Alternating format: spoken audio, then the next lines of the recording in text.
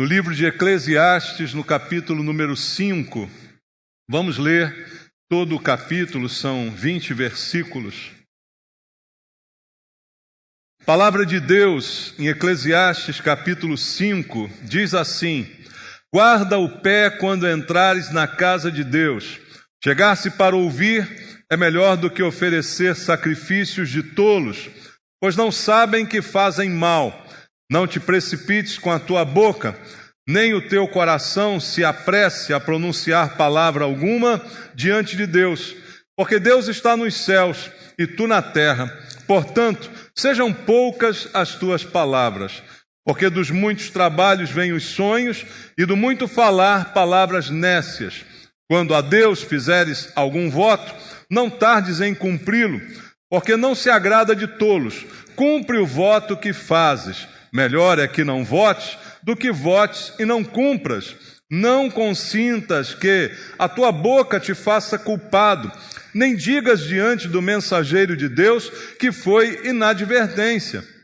Por que razão se iraria Deus por causa da tua palavra, a ponto de destruir as obras das tuas mãos? Porque, como na multidão de sonhos há vaidade, assim também nas muitas palavras. Tu, porém, teme a Deus. Se vires em alguma província opressão de pobres e o roubo em lugar do direito e da justiça, não te maravilhes de semelhante caso, porque o que está alto tem acima de si outro mais alto que o explora, e sobre estes há ainda outros mais elevados que também exploram. O proveito da terra é para todos, até o rei se serve do campo. Quem ama o dinheiro, jamais dele se farta, e quem ama a abundância nunca se farta da renda. Também isto é vaidade. Onde os bens se multiplicam, também se multiplicam os que deles comem. Que mais proveito, pois, têm os seus donos do que os verem com os seus olhos? Doce é o sono do trabalhador, quer coma pouco, quer muito, mas a fartura do rico não o deixa dormir. Grave mal vi debaixo do sol, as riquezas que seus donos guardam para o próprio dano. E se tais riquezas se perdem por qualquer má aventura, ao filho que gerou nada lhe fica na mão.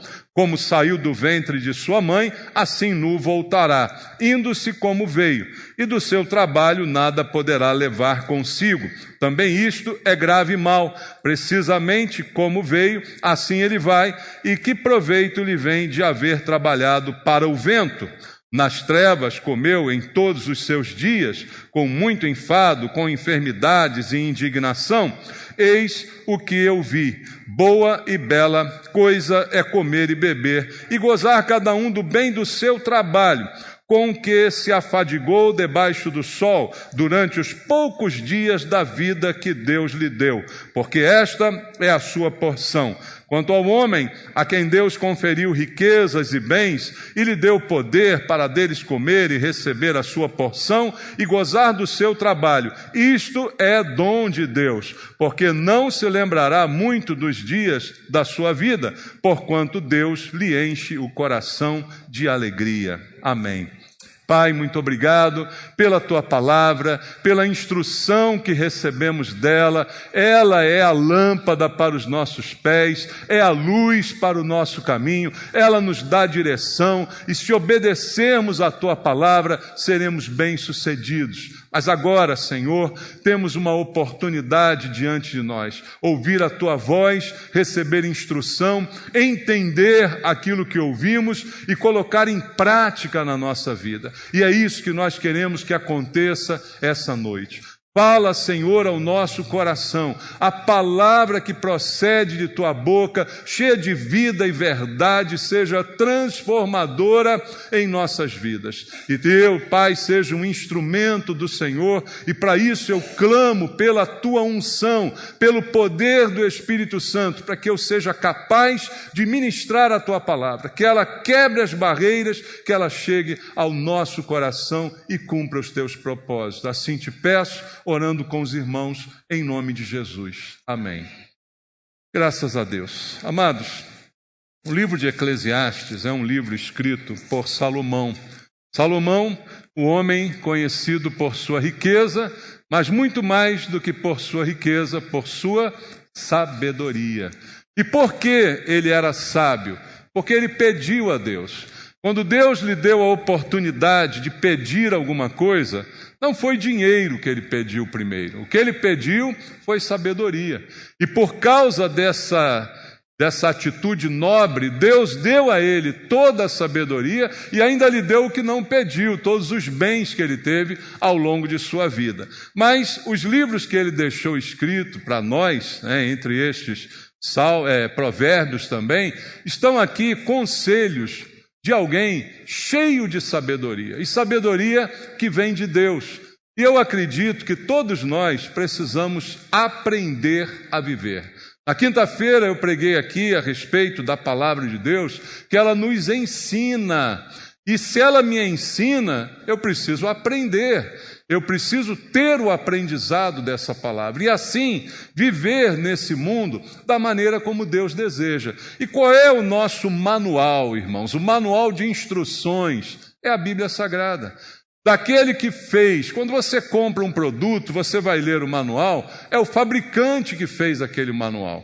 Ele, então, colocou ali as instruções. E o nosso fabricante, mal comparando, é Deus. Então, ele colocou nesse manual as instruções que eu preciso para que a minha vida renda melhor. E o que eu vejo nesse capítulo 5 de Eclesiastes são simples conselhos para a vida que Salomão deixa para nós aqui. Mas a pergunta que eu começo logo a fazer para a reflexão: nós sabemos viver, irmãos? Será que a gente sabe gastar a nossa vida da melhor maneira possível? Ou será que nós estamos jogando fora boa parte da nossa vida com coisas que não têm sentido e muito menos valor? A maioria das pessoas acha que sabe viver, né? Aliás, cada um tem uma receita para a vida, né? Todo mundo tem um pouquinho de receita para te dar. Não, você tem que fazer isso, você tem que fazer aquilo. Esse é o bom caminho, é desse jeito que a gente tem que fazer, né? E a gente, então, pensa que todo mundo sabe um pouquinho como viver. Mas, como eu disse e volto a repetir, é a palavra de Deus que vai nos ensinar muito melhor do que qualquer uma pessoa pode aconselhar qualquer um de nós. Então, os nossos problemas começam quando a gente pensa que sabe mais do que o próprio Deus. Quando a gente pensa que a nossa sabedoria é suficiente para a gente se virar. E a Bíblia diz: ninguém pense de si mesmo além do que convém pensar. E quando nós pensamos assim, estamos assim fazendo, pensando além, achando que somos os tais, achando que temos experiência, que sabemos o que é melhor para nós. Veja, isso muito acontece na época da juventude, em que o jovem acha: não, eu sei muito bem o que é melhor para mim, né? E aí, de repente, negligencia o conselho de um mais velho, de uma pessoa mais experiente, né? Deixa de lado esse conselho porque diz: não, eu é que sei, isso aí está atrasado, isso aí não sabe de nada. E aí, muitas vezes, a gente vê o que acontece, não é? E num sentido maior e mais espiritual, ninguém melhor do que Deus para me dar conselhos para a minha vida. Porque eu mesmo, tendo a idade que tenho, ainda não sei tudo que preciso saber. Eu creio que nenhum de nós sabe tudo que necessita saber. Todos estamos aprendendo. E nada melhor do que aprender com Deus e ter essa humildade de reconhecer que não sabemos o que é melhor. Muitas vezes, em muitas situações da vida, a gente, por mais experiência que tenha, não sabe de fato o que é melhor para nós. E aí precisamos de Deus para nos ensinar, e a Bíblia diz que a gente realmente não sabe muita coisa. Veja, a Bíblia diz que a gente não sabe nem orar, irmãos. Coisa mais simples do mundo é orar, né? Mas a Bíblia diz: nós não sabemos orar como convém. Por isso o Espírito Santo intercede por nós, até com gemidos inexprimíveis. Então veja, eu acho que sei. Eu sei falar, eu sei orar, eu sei fazer isso, eu sei fazer aquilo. Nem orar eu sei direito. É o Espírito Santo que precisa me ajudar, que precisa me conduzir para que eu ore da maneira correta. Então veja como está a nossa situação. Não conhecemos a Deus como achamos que conhecemos. Veja, a gente vê na Bíblia o exemplo de Jó, um homem justo, temente a Deus, que foi até por Deus elogiado, mas ele próprio no final disse: eu te conhecia em parte, só de ouvir falar, mas agora os meus olhos te veem, agora eu conheço melhor.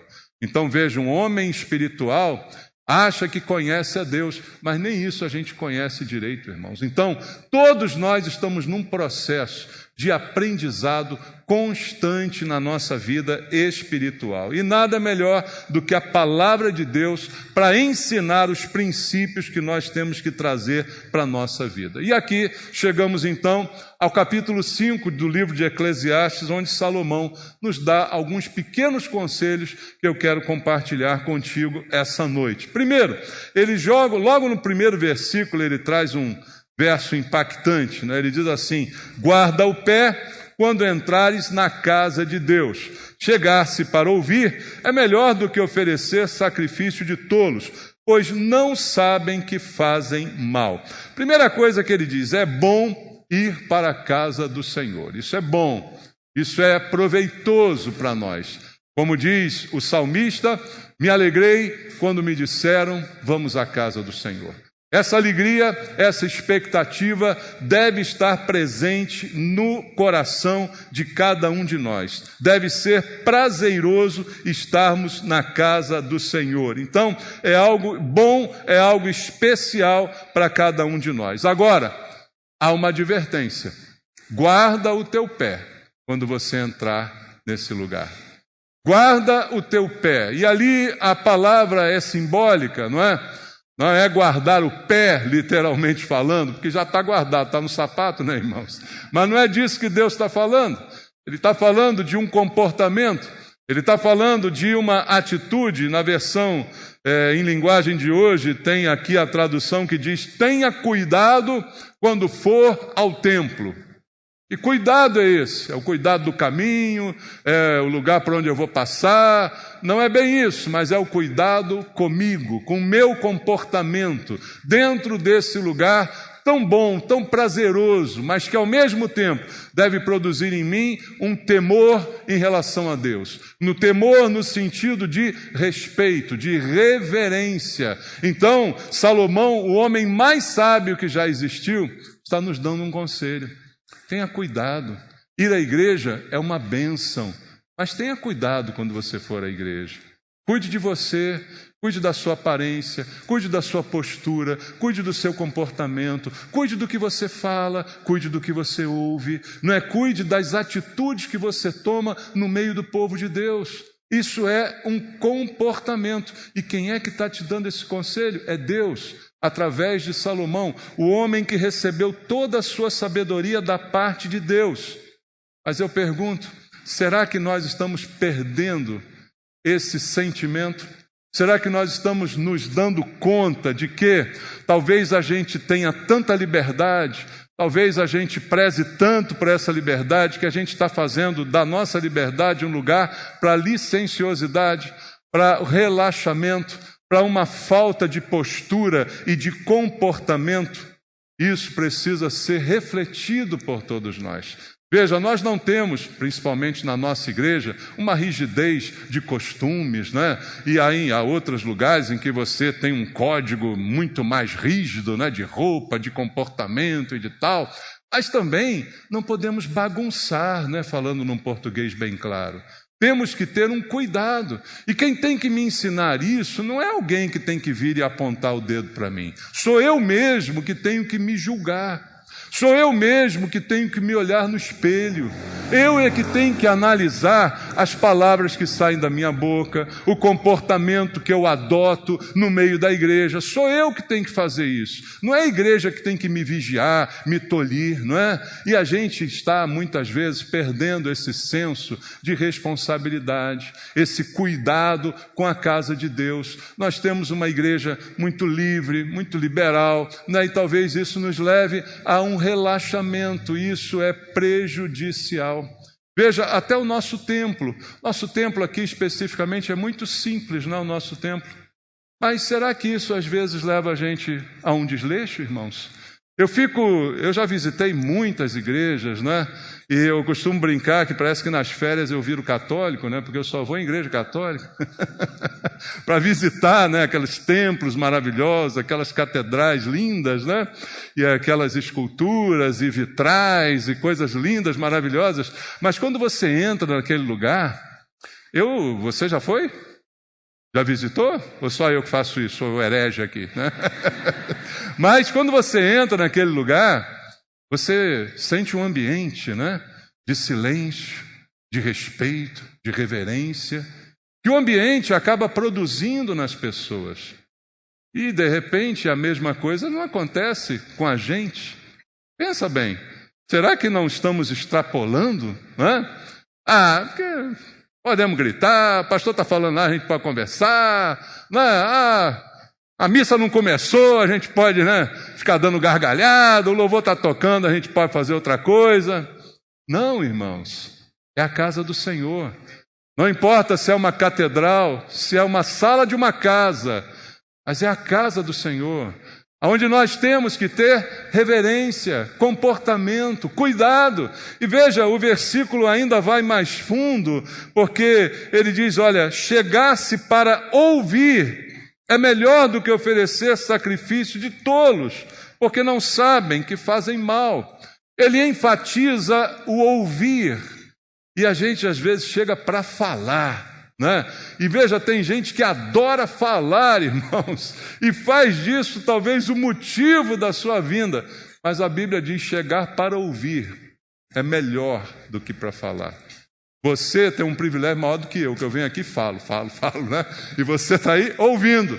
Mas a Bíblia diz que a tua posição é melhor do que a minha. É melhor ouvir. A Bíblia diz, a fé vem pelo ouvir da pregação. Olha, não é pelo falar que a fé vem. A fé não vem pelo recitar a Bíblia. A fé vem pelo ouvir. Prestou atenção nisso? Como é importante ouvir? Mas se eu estou conversando, se eu estou brincando, se eu estou pulando, se eu estou, sei lá, fazendo o quê, eu ouço alguma coisa. De repente o culto passa e você não ouve nada. Mas quanto você falou ao longo desse culto? Então você fez exatamente o contrário do que a Bíblia está dizendo para fazer. Pensa nisso.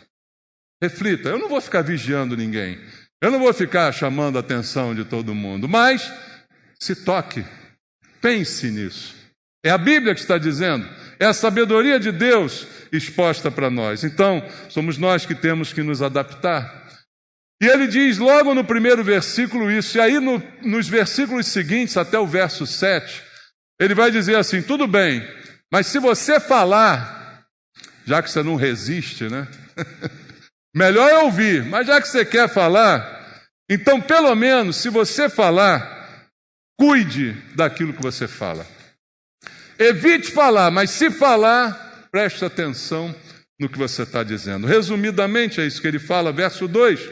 Não te precipites com a tua boca, nem o teu coração se apresse a pronunciar palavra alguma diante de Deus, porque Deus está nos céus e tu na terra, portanto, sejam poucas as tuas palavras.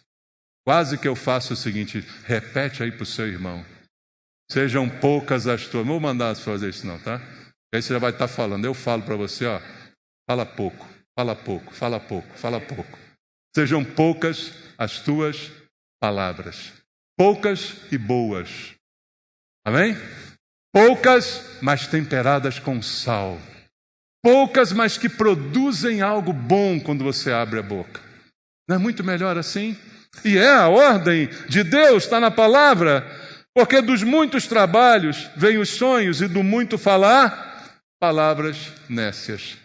Estatisticamente, irmãos, é uma questão matemática. Quanto mais você fala, mais chance você tem de errar. Quanto menos você fala, menos chance você tem de cometer um erro. Então, o que ele está aqui dizendo é isso realmente. Então, palavras nécias são produzidas pelo muito falar, quando falar é excessivo. E aí ele diz, quando a Deus fizeres algum voto, uma promessa, um voto, um compromisso, não tardes em cumpri-lo, porque não se agrada de tolos.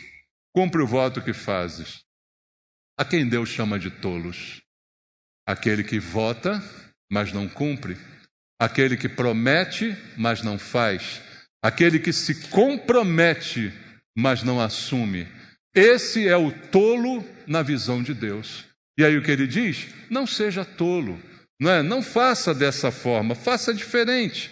Não faça desse jeito, cumpre o voto que você faz. E aí chega a dizer, melhor é que não votes do que votes e não cumpras. Veja, ele diz, é melhor o silêncio. Tem um ditado da minha época, de boca fechada não entra mosca. É melhor ficar com a boca fechada do que se precipitar para prometer, do que se precipitar para se comprometer e depois não levar adiante aquilo que você firmou como compromisso, porque nossas palavras são compromissos. Veja, irmãos, antigamente não existia cartório, antigamente não existia reconhecimento de firma, porque valia a palavra da pessoa. É o compromisso, aquilo que sai da minha boca é o compromisso. E não precisa ser vigiado por ninguém, eu é que tenho que comprometer-me com aquilo que digo. Deus faz isso. Você lembra o que diz o profeta Jeremias? Eu velo pela minha palavra para a cumprir. Deus cuida da sua palavra para cumprir, então eu tenho que cuidar da minha. Se eu falei, eu preciso cumprir.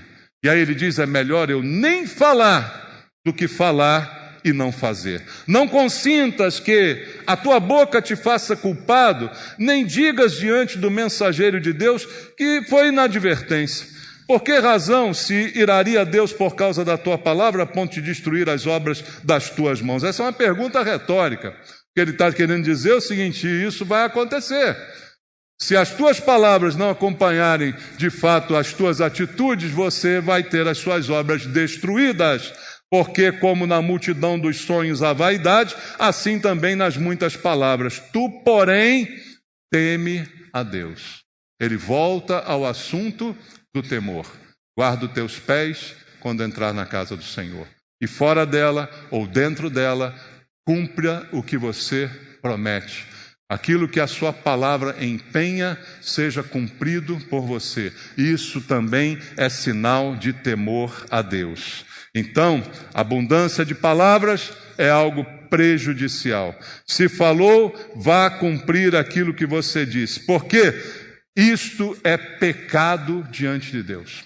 E provoca, segundo ele fala aqui no versículo número 6, a ira de Deus a ponto dele destruir as obras de nossas mãos.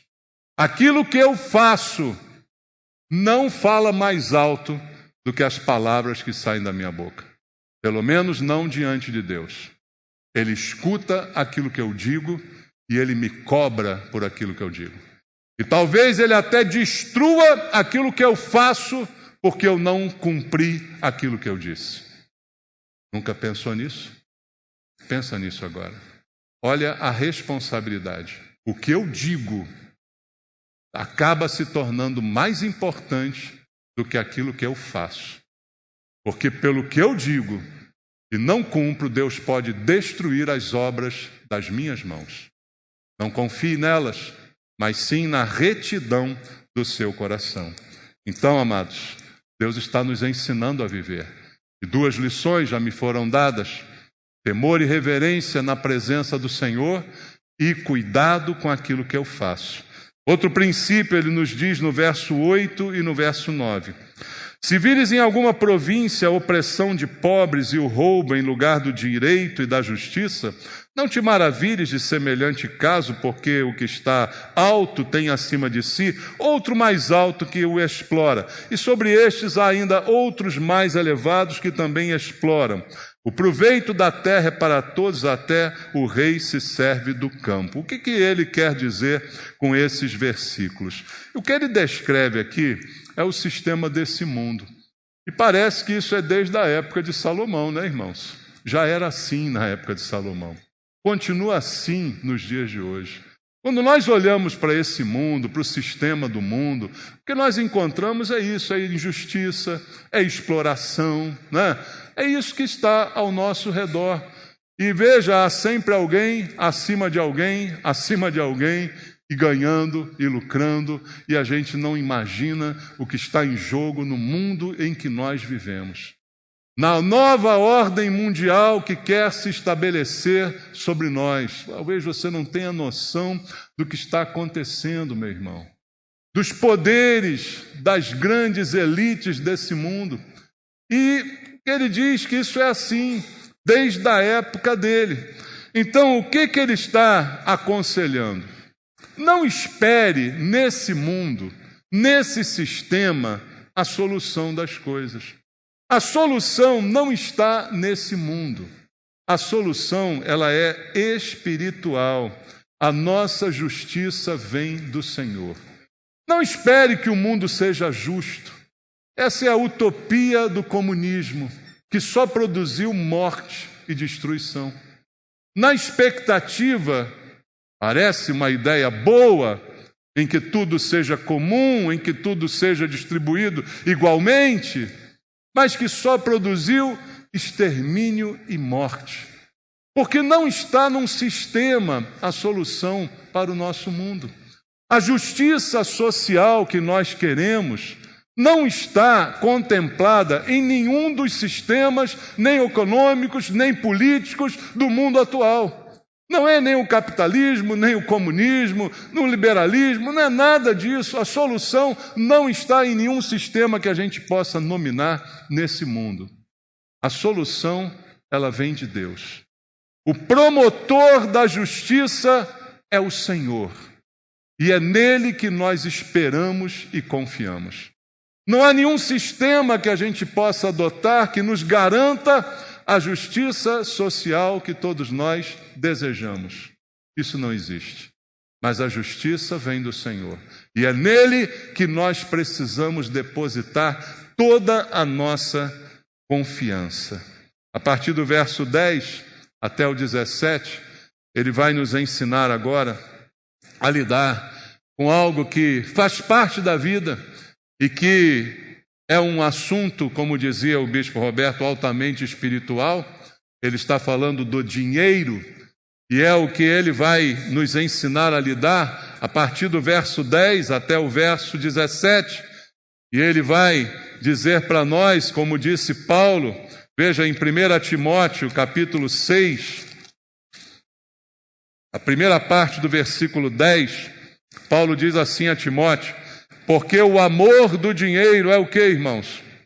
Raiz de todos os males. Quantos males tem nesse mundo? Veja como Paulo é ousado aqui, não é? Porque o que não falta nesse mundo é maldade. Mas Paulo atribui ao amor ao dinheiro. A raiz, a origem de todos esses males e os seus desdobramentos que nós vemos hoje na sociedade. A atitude do homem em relação a esta questão, amando, idolatrando, prezando pelo dinheiro, é que está no fundo, na raiz de todos os males e problemas que nós temos visto no nosso mundo, em nosso redor. E ele explica isso em Eclesiastes 5, no versículo 10, dizendo: quem ama o dinheiro, veja, esse que Paulo mencionou, esse amor ao dinheiro que é a raiz dos males. Quem ama o dinheiro, jamais dele se farta. E quem ama a abundância, nunca se farta da renda. Também isto é vaidade. O que ele diz, em primeiro lugar, é que o dinheiro nos torna insaciáveis, irmãos. E às vezes a gente tem um momento na vida que pensa assim: tudo que eu precisava agora é de um dinheiro. Já passou por isso? Olha, eu acho que se eu tivesse um dinheiro agora, todos os meus problemas estariam resolvidos. Eu não sei a quantia, né, que você passa aí na tua cabeça para que isso seja verdade. Às vezes essa quantia também muda de acordo com o tempo, né? Tem um momento que você, poxa, agora eu precisava de tanto, olha, se eu tivesse isso, resolvia a minha vida. Só que a Bíblia diz que isso nunca vai acontecer. Que a minha vida nunca será resolvida por uma quantia em dinheiro. Porque quando eu tiver a quantia, o meu plano vai aumentar, a minha expectativa vai ir mais longe. Talvez você, como jovem, diga assim: tudo que eu quero é ter uma casa. Ou o jovem, mais jovem, principalmente do sexo masculino: eu quero um carro. É o sonho dos jovens ainda? Na minha época era. Ainda é o sonho de vocês? Não? Então estou desatualizado.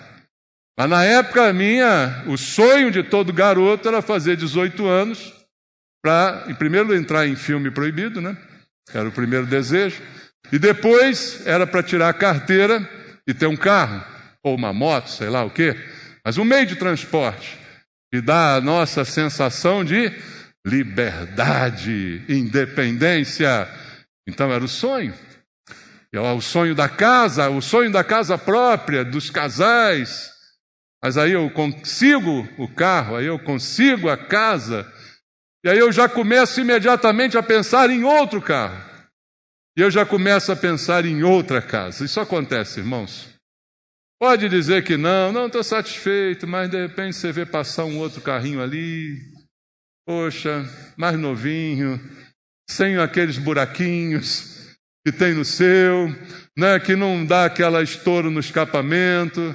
Você diz: poxa, aquele carro, né? E você está muito feliz com a casa que você comprou, mas daqui a pouco você olha e vê: poxa, mas o bairro não é legal, a rua não é muito boa, o jardim não é tão florido, e aí a gente já está expandindo. Nós somos assim. E o que ele alerta é que isto não sacia. Então eu não tenho solução com mais dinheiro, porque não há contentamento. Quando Paulo fala lá naquele texto a Timóteo, ele fala do contentamento. Ele fala de ter o que beber, o que vestir e estar contente, satisfeito. Porque esta sensação de saciedade não é fornecida pelo dinheiro. É como tomar refrigerante quando você está com sede. Já teve sede? Tomou refrigerante, aquela coca geladinha, né? Umas pedrinhas de gelo, uma rodela de limão para quem gosta. Aí você está morrendo de sede, vai. Que maravilha! Quanto tempo dura essa saciação? Quanto tempo dura isso? Aquela coca doce faz você querer mais daqui a pouquinho, e mais daqui a pouquinho, e você não fica de fato satisfeito, porque não satisfaz. Esse é o princípio dito por Deus em relação ao dinheiro. Veja, o verso 11, ele continua dizendo: onde os bens se multiplicam, também se multiplicam os que deles comem. Que mais proveito, pois, têm os seus donos do que os verem com os seus olhos? E isso é uma realidade, irmãos. A gente pensa assim: poxa, eu ganho hoje R$1.500 por mês. Está difícil de viver com esse dinheiro, está difícil. Aí você olha, a solução seria eu ganhar R$3.000 por mês. Aí daqui a um tempinho eu vou conversar com você, vai dizer para mim: olha, está difícil viver com R$3.000 por mês. Aí você vai dizer: olha, a solução era 6.000. Se eu ganhar 6.000, aí está resolvido. Aí daqui a pouco eu converso contigo e você diz: está difícil viver com 6.000. E aí vai 12, 24, 48. Porque quanto mais você ganha, maiores são as suas despesas. Despesas que você não tinha antes. Quando você ganhava pouco, você não se dava ao luxo de ter uma despesa dessa. Por exemplo, você tinha uma máquina de café em casa? Não. Mas agora você ganha melhorzinho, você tem um Dolce Gusto, um Expresso, né? 3 Corações. Aí você tem que comprar a cápsula daquele troço. Né, irmão? Tem que comprar a cápsula? É baratinho, né? Não. Mas é uma despesa que você não tinha antes, né? Não passava pela tua cabeça isso. E tantas outras. Aí você comprou aquela televisão bonita, aí tem que botar TV a cabo. Não, está meio ultrapassado agora, né? Ninguém mais põe TV a cabo. Mas tem que pagar o Netflix, o DirecTV, o Star Plus, o Disney Plus, o não sei o que Plus, o Paramount Plus, o Plus. E aí já vão 200 conto por mês, né? E aí daqui a pouco a gente vê, não está dando o meu dinheiro. Porque quanto mais tem, mais quer. É o ditado popular: quanto mais despesa, mais gente para comer na sua casa, é ou não é? É o que está dizendo Salomão no alto de sua sabedoria divina, porque o dinheiro alimenta a nossa concupiscência. O que é a concupiscência? É o nosso desejo. Quando a Bíblia fala de concupiscência, ela está falando de desejo. O desejo da carne, o desejo dos olhos. Ele fala sobre isso. O apóstolo João diz lá em 1 de João: a concupiscência dos olhos, a concupiscência da carne, a soberba da vida, são as coisas que vão ocupando o nosso coração. Então todos nós temos que aprender a viver. Então vamos fazer o quê? Vamos virar franciscano? Não vamos ter mais nada? Não, mas não vamos ter a ilusão de que é no ter que a gente vai se satisfazer, porque não satisfaz. A verdade é que é bom para algumas coisas, mas se eu depositar nisso a minha confiança, isso não resolve os meus problemas, isso não satisfaz, isso não completa a minha vida e muito menos supre as minhas necessidades. Pelo contrário, Salomão diz assim no verso 12: doce é o sono do trabalhador, quer coma pouco, quer muito, mas a fartura do rico não o deixa dormir. Como é que pode o trabalhador, que às vezes até come pouco, dormir melhor do que o rico cheio de fartura? Como é que pode, irmãos? Você acha que isso é impossível? Talvez você conheça alguém assim, né? Enquanto você, trabalhando lá no seu reme-reme, lá no seu pouquinho, consegue deitar e dormir, talvez você conheça um rico que não tem uma noite de sono, se não for à base de remédios fortíssimos, né? Que não consegue deitar a cabeça no travesseiro e dormir uma noite inteira, porque N preocupações, dificuldades, medo de ser roubado. Você lembra do tio Patinhas? O medo que ele tinha de perder a sua moedinha dos irmãos Metralha, não é? Era uma figura do Lula aquilo, né? Mas o medo que eles entrassem lá e roubassem o seu cofre, né? Você tinha esse receio e hoje muita gente vive assim, com medo. Medo. Bom, se é pensar assim, é melhor não ter. Eu quero aquela casa maravilhosa, aquele jardim, aquela piscina, mas aí eu tenho que botar cerca elétrica de todo lado, câmera de tudo que é jeito, e quando dormir ali dentro, ainda não tenho segurança. Será que alguém vai entrar? Será que alguém vai invadir? Isso não é vida. Então, os valores estão errados. E aí o autor de Eclesiastes, Salomão, fala como Paulo, porque é a palavra de Deus, versículo 13: grave mal vi debaixo do sol, as riquezas que seus donos guardam para o próprio dano, e se tais riquezas se perdem por qualquer má ventura, ao filho que gerou nada lhe fica na mão. Em outras palavras, ele está dizendo o que Paulo disse: é a raiz de todos os males. É o amor, o apego exagerado, o desejo desenfreado de ter, de conquistar, de ter mais, tira a paz, tira a alegria, e se por algum motivo isso se perder, fica sem nada. E aí não sobra nada. E não tem mais nada e nada lhe resta. Lembre-se que tudo que você tem, aqui que você possa desfrutar, se veio para as suas mãos, é uma bênção de Deus. Seja muito ou seja pouco. Por isso que a Bíblia diz: seja fiel no pouco, porque sobre o muito você será colocado. Mas em todas as circunstâncias, seja fiel. Porque sendo muito ou sendo pouco, se foi Deus que te deu, isso é uma bênção na sua vida. Verso 15. Ele diz: como saiu do ventre de sua mãe, assim nu voltará. Indo-se como veio, e do seu trabalho nada poderá levar consigo. Também isto é grave mal. Precisamente como veio, assim ele vai. E que proveito lhe vem de haver trabalhado para o vento? Olha que coisa. Alguém mal intencionado dizia assim: é por isso que eu não trabalho. É? Por isso que eu não trabalho, porque não adianta nada.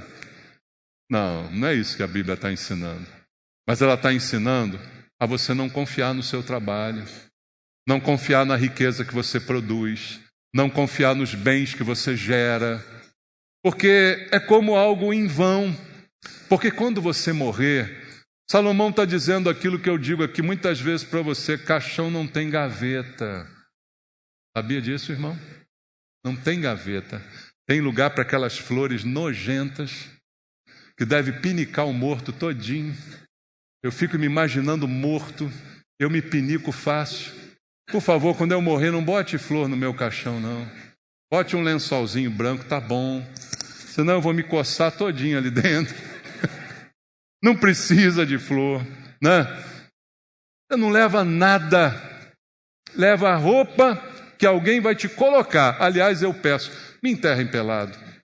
Por favor, não gastem uma roupa com um caixão. Cobre a vergonha com lençol e o resto tá bom.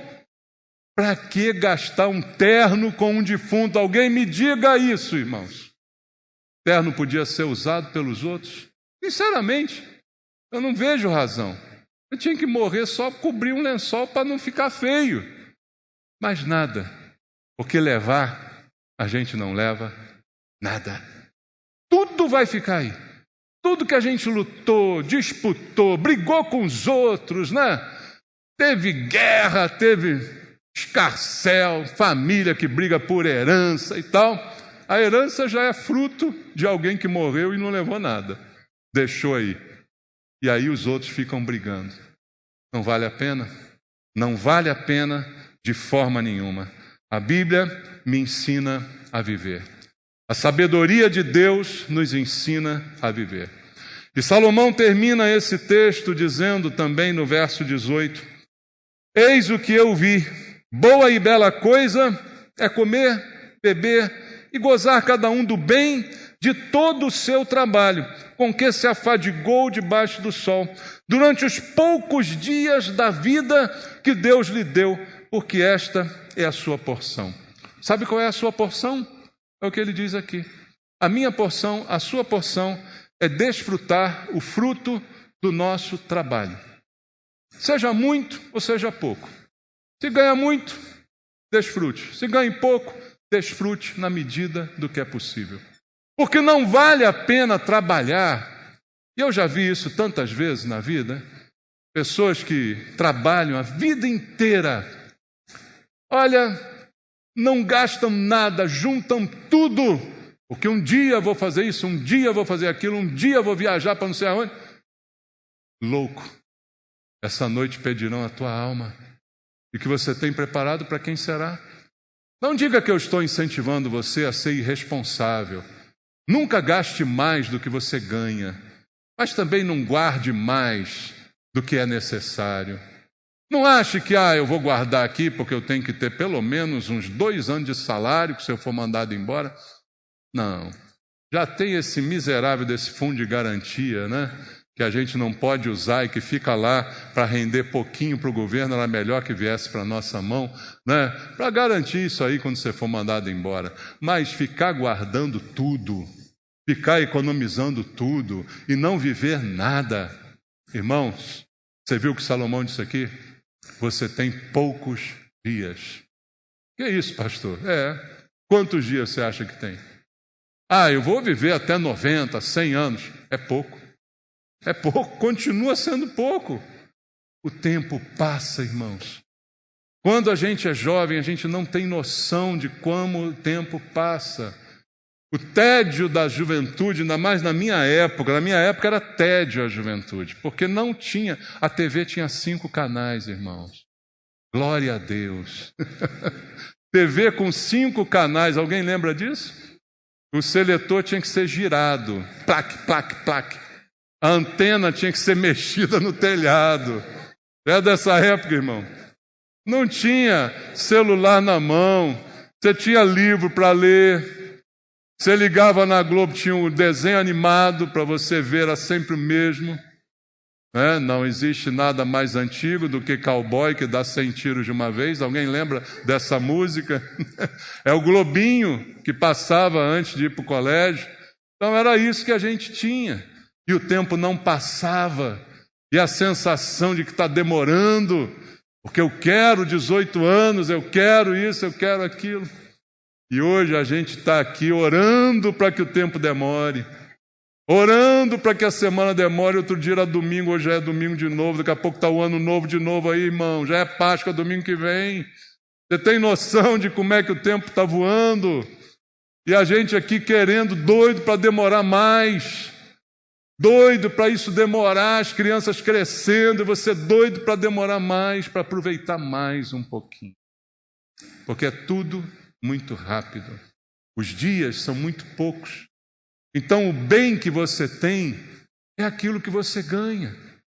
Então guarde um pouquinho, sim, mas não guarde tudo. Não vale a pena trabalhar e nunca ter um dia de folga, irmãos. Trabalho precisa de folga, até Deus instituiu isso ao descansar do seu trabalho. Todo trabalho precisa de folga.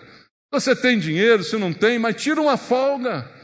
Tira um tempo com a família. Nós vimos ontem aqui no encontro de casais, né, o pastor falando, vamos comer uma pipoca, vamos dividir um saco de pipoca, irmão. Não dá para dividir um saco de pipoca? Pô, quanto é um saco de pipoca? Hein? 5 prata? Não sei lá. É isso? O saco de pipoca? Já está caro o saco de pipoca, hein? 5 conto. Mas não importa, dá para dividir, não dá? Dá um passeio na praça, olhar as estrelas, né? Quinta da Boa Vista está aí, pertinho da gente. Agora trabalhar, nunca ter nada. E se você tem dinheiro é pior. Para quem não tem, as opções são menores, mas tem opção. E o que me dá mais raiva não é quem não tem, é quem tem e fica aguardando. Não quer fazer uma viagem, não quer comprar um carro, não quer fazer nada. O tempo acaba e você não fez nada. E aí os teus herdeiros se matam e no dia do teu enterro ainda comemoram.